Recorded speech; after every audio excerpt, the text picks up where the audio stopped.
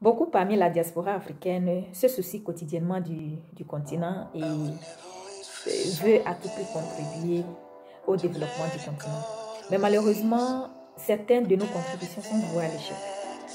Et des fois on le sait, des fois on ne le sait pas. Mais je pense que c'est un peu important ou c'est important d'en parler parce que des fois on peut commencer sans savoir on est dans on ignore quelque chose ou il y a un problème qu'on puisse rencontrer. Souvent, je vais commencer en même temps pour que la vidéo ne soit pas trop longue. Souvent, quand on est à la diaspora, on pense envoyer ou aider nos frères qui sont au pays à aller à l'école, à avoir une éducation scolaire un peu équilibrée. Du coup, on n'hésite pas à payer les frais de scolarisation de ces élèves-là, ou à contribuer au moins aux frais de scolarisation, parce que d'une part, les parents sont un peu incapables, si je peux le dire comme ça, les parents sont un peu incapables de tout payer et voir la cherté des choses. Donc tout le monde, ou toute la diaspora, ou presque toute la diaspora, chacun bat son fer par où il peut. Donc, il y a beaucoup de personnes qui se soucient de l'école des enfants.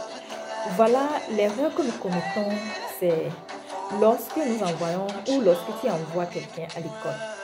La personne peut être chez ses parents ou la personne peut être orphelin ou orpheline. Si tu envoies cette personne à l'école, par exemple, tu ne dois pas oublier les dépenses quotidiennes de la personne. Je m'explique. Tu envoies quelqu'un à l'école et tu payes la scolarisation de l'année parce que c'est ça qui gêne le plus. Tu payes la scolarisation de la personne et pour se dire que voilà, au moins là-bas c'est sécurisé et la personne ne sera pas renvoyée pour sa scolarisation. Mais le problème qui est caché derrière, c'est qu'il y a des dépenses quotidiennes que la personne va faire. Que toi, peut-être tu l'as ignoré ou peut-être tu n'as pas tenu ça, tu n'as pas pris ça au sérieux.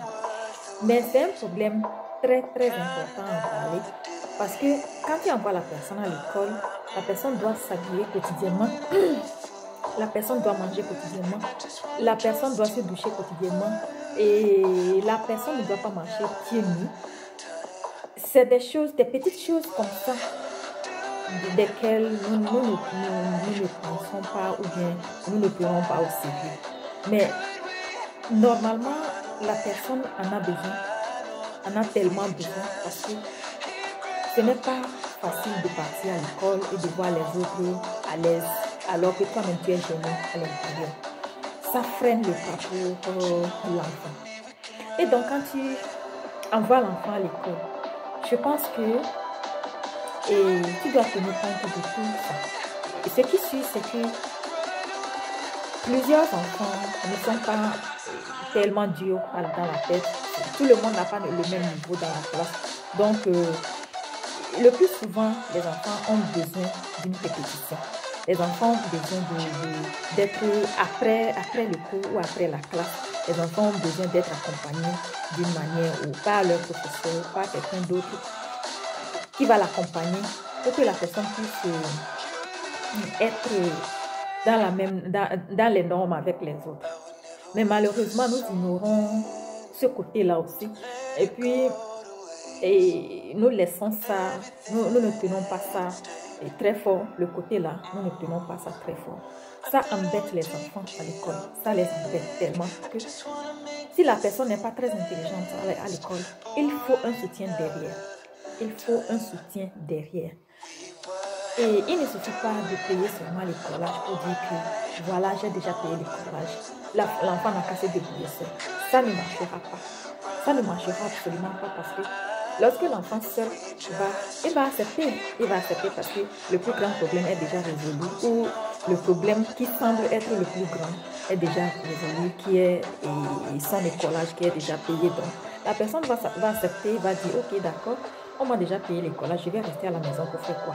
Alors que, au fin fond, la personne n'est pas encore prête. Tu dois également tenir compte de cette dépense mensuelle. Tu dois tenir compte de ces dépenses mensuelles. Par exemple, lorsque tu envoies quelqu'un à l'école, la personne a besoin du loyer, de payer le loyer chaque mois. de faire le ravitaillement chaque mois, de payer l'électricité. Et voilà, il y a aussi l'expression qui entre en jeu. Ça semble ne pas être tellement important, mais l'enfant a besoin de ça pour sa culture générale. Donc, je pense que l'expression, le loyer, l'électricité, c'est-à-dire assurer les besoins de l'enfant durant toute l'année, c'est très important pour que tes efforts ne soient pas voués à l'échec. Je t'invite également à assurer une atmosphère très agréable à la personne pour que la personne ne se sente pas coincée, ne se sente pas trop dépendante. Parce que lorsque tu envoies la personne à l'école, tu es toujours derrière lui, tu ne lui permets ou tu ne lui donnes pas la chance de faire ses propres choix. Tes efforts ou ton aide peut vouer à l'échec parce que l'enfant va se dire que c'est parce que tu as et que tu contribues que tu veux toujours être là à le suivre et tout. Donc, la personne ne sera pas tellement à l'aise. Libère la personne, donne la possibilité à la personne de se sentir à l'aise, de ne pas se sentir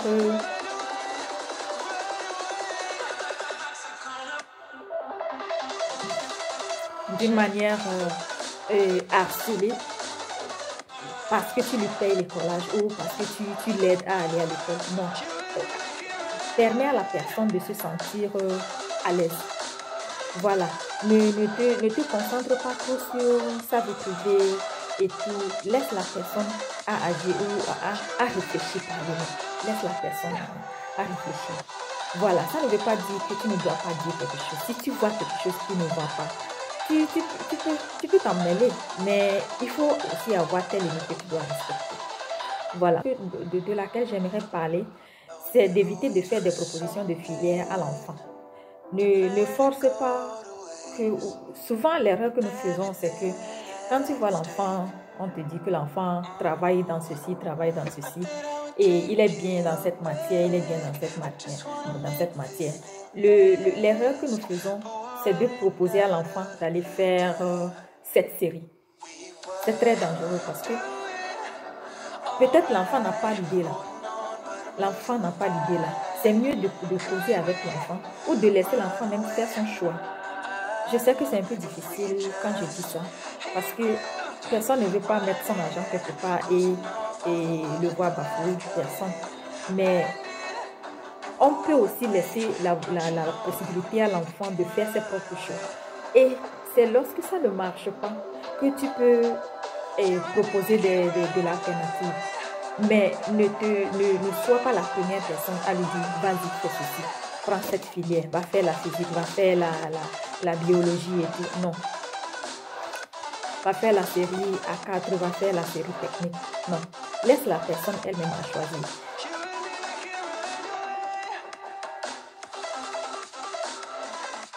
On dit souvent que les conséquences corrigent mieux que les conseils. Donc, si tu envoies l'enfant à l'école et que ça ne réussit pas, ne sois pas déçu ou non. Tu peux te concentrer et c'est en ce moment que tu peux proposer d'alternatives à la personne. Voilà. Et puis, la dernière des choses que je vais te rappeler aussi, c'est d'être régulier. D'être régulier. Si tu envoies de l'argent à la personne par mois, tu lui envoies ses mensuels. Ne traîne pas là-dessus. Ne traîne pas là-dessus. Ne permets pas à la personne de rester derrière ou que ce soit la personne qui viendra auprès de toi pour te réclamer ce que tu lui donnes. Sois régulier en fait. Sois consistant, sois constant dans ton travail parce que c'est toi qui lui as fait cette promotion. La personne même ne s'est pas levée ou même si c'est la personne qui t'a demandé de lui porter de l'aide, c'est toi-même qui as accepté de le faire. Alors là, sois ponctuel en fait. Sois régulier pour que la personne aussi se sente un peu plus à l'aise. Sinon, tout ce que tu feras, franchement, ça vaudra l'échec. Parce que la personne sera plus ou moins insatisfaite. Et des propos que tu n'aimerais pas entendre vont commencer par sortir. Et je ne crois pas que ça va finir très bien. Donc, ce sont quelques points. Il y en a assez, il y en a plein. Si tu laisse-moi dans les commentaires ce que tu penses de la vidéo. Il y a des choses que je devais dire que je n'ai pas dit, je sais. Parce que quand je suis devant la caméra, des fois les mots passent. Les mots passent. Et c'est après que ça revient dans l'esprit. Donc, n'hésite pas à les mentionner dans les commentaires pour que